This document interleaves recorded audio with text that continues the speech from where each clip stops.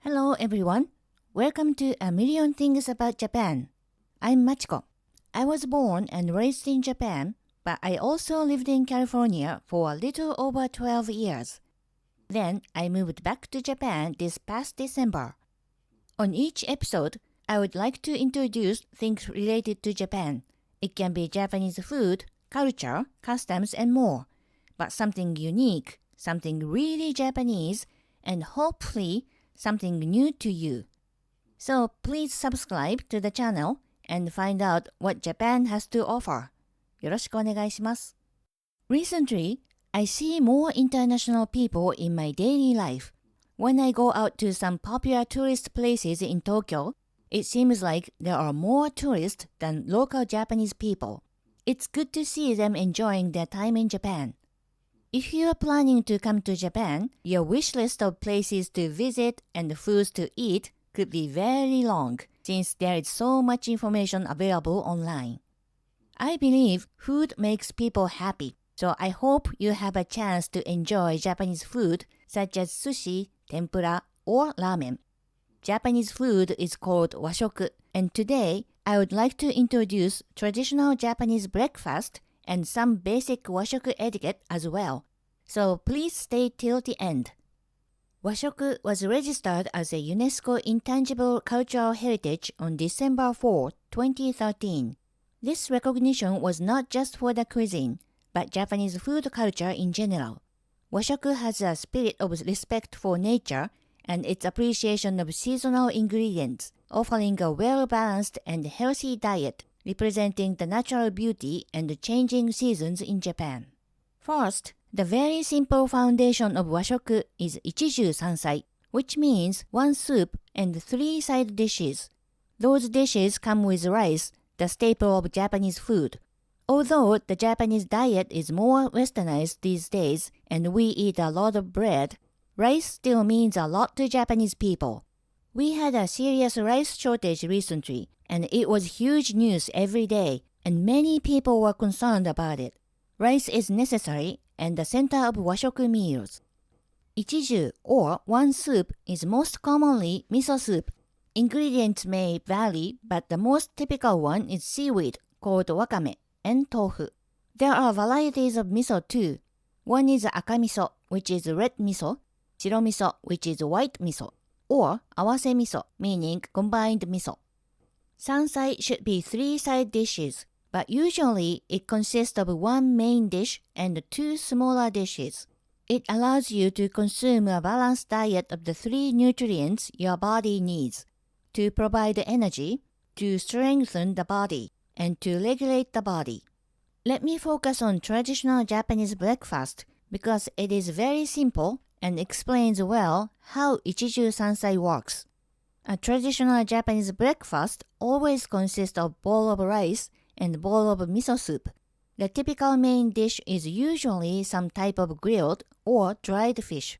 It can be sake, which is salmon, saba, which is mackerel, or aji, which is horse mackerel.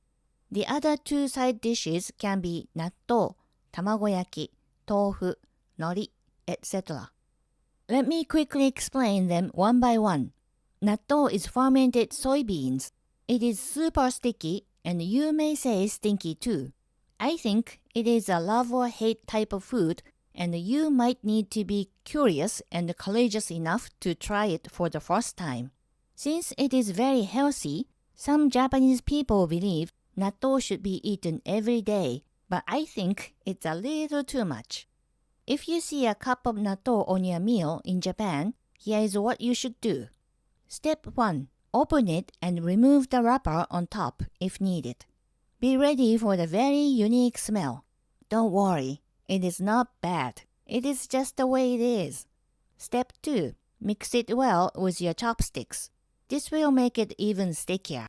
How well to mix is all up to you, but some people mix just 20 to 30 times, or some people say for a minute. I think 20 times should be enough. Step 3. add mustard and the sauce included, and then mix it again. If you get some chopped green onions, you can add them too. Now your natto is ready. You can eat as is, but usually we put natto on top of rice.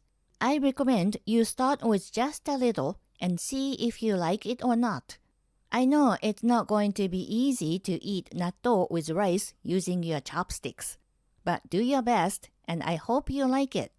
One tip, natto is very sticky and once you put natto in your mouth using your chopsticks, the slimy texture may appear like spider webbing. The technique Japanese people naturally use is to rotate the hand with chopsticks to somehow cut the sticky strings near our mouth. This may sound difficult, but if you enjoy natto, this technique may become necessary to learn. 頑張れ! Next is tamagoyaki, which is a Japanese omelette. What's interesting about tamagoyaki is that the omelette flavor is different whether it is prepared in Kanto or Kansai. In the Kanto area, which is the east side of Japan, tamagoyaki is sweet. And if you eat it in the Kansai area, which is the west side of Japan, it has a savory flavor with dashi. So, I think you should try it first and decide if you want to add a condiment. If it's a savory tamagoyaki, you may want to add grated daikon radish and soy sauce. Next is tofu. It is soybean curd and you may be familiar with it if you have it in your country. However, Japanese tofu is very soft and delicate. If you see a small dish with a cube of tofu with your Japanese breakfast, you may add a little bit of soy sauce to enjoy. You might find it very difficult to hold tofu with your chopsticks, so good luck. Lastly, dried seaweed is called nori. You probably see it with sushi, but with a Japanese breakfast, they are small thin rectangular strips, but you may not be sure how to eat them. Basically, we wrap a small amount of rice with nori and eat it. If the nori is flavored, it tastes good as is. When I was a kid, I loved just eating flavored nori called ajitsuke nori. It was a healthy snack. So now you have a basic idea of a traditional Japanese breakfast. Let's imagine you're at the table and start your meal. I know you're excited, but maybe very nervous about proper Japanese manners.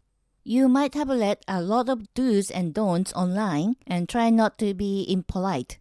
I understand and I appreciate your intentions, but my advice is don't worry too much. You should be just fine as long as you follow some very basic manners. First, Japanese people say itadakimasu before starting to eat. There's no literal translation, but it's similar to bon appétit in French, I guess. This is the Japanese way to show our appreciation and respect for food and people who prepared it. After itadakimasu, you can eat whatever you want, but if you want to know the appropriate manners, it's better to start with a miso soup. Starting with something warm makes your stomach warm and helps with digestion.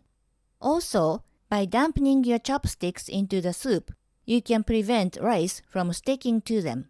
By the way, Japanese people lift the bowl of miso soup up and eat it directly from the bowl. You can also hold your bowl of rice up with one hand and use your chopsticks with the other hand and eat. After miso soup, there is a way called sankakutabe, which means triangle eating. You can eat in the order of rice, soup, other, so that you will be able to finish all dishes at the same time. This is very good manners, but honestly, I don't want to think about manners too much. I've tried, but it doesn't work for me. My advice for you is don't worry so much and just enjoy your meal. I know you are trying not to be rude, and I appreciate that, but even Japanese people don't follow all those manners. So please relax. I'm more excited to see your reaction to natto. You are in Japan trying to eat some unfamiliar foods with unfamiliar tools. I think if you keep these 3 things in mind, you should be just fine. 1. Try not to stand your chopsticks in the rice vertically. This means the rice is meant as an offering for the dead, and Japanese people will be startled. 2. Try not to put your elbows on the table. This is bad manners and it will stand out. 3. Try not to use your chopsticks to move your dishes. It's called yosebashi, and it is basic chopsticks etiquette. If you do so, it will make noise and could get other people's attention. Oh, if you can and are willing to, please try not to leave even one grain of rice in your bowl. There is an old Japanese idea. There are 7 deities in each grain of rice. They are the deities of water, soil, wind, insects, the sun, clouds, and rice farmers. They are all necessary things to produce rice. The insects which are referred here are not pests that eat rice, but beneficial insects.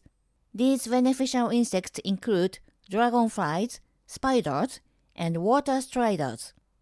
We were told to eat every grain of rice while growing up. If you can show your respect by doing so, this will make Japanese people very happy. I remember when I was little, one of my older cousins told a story about what happened when she was at her friend's house. She was invited to have dinner with them, but when she finished her meal, her friend's father saw some sticky rice left in her bowl and seriously scolded her. She was surprised and finished the leftover rice while crying. Later on, she jokingly complained, "He's not my dad," and we all laughed. Japanese people are raised this way in a general sense. If you stay in ryokan, which is a Japanese-style inn, you are likely to have a chance to have Washoku-style meals. You will be served more than ichiju sansai and be surprised with all the small dishes. If you don't stay at the ryokan, I recommend going to a gyudon chain restaurant which specializes in serving beef bowls.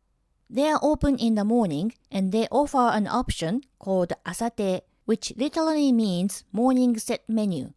Those are very simple ichiju sansai style meals and very reasonable.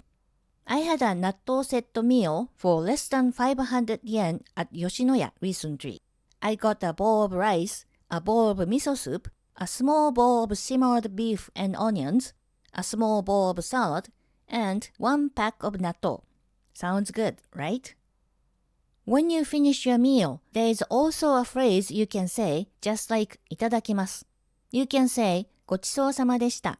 Again, there is no literal translation, but it shows your appreciation for the meal and those who helped prepare it.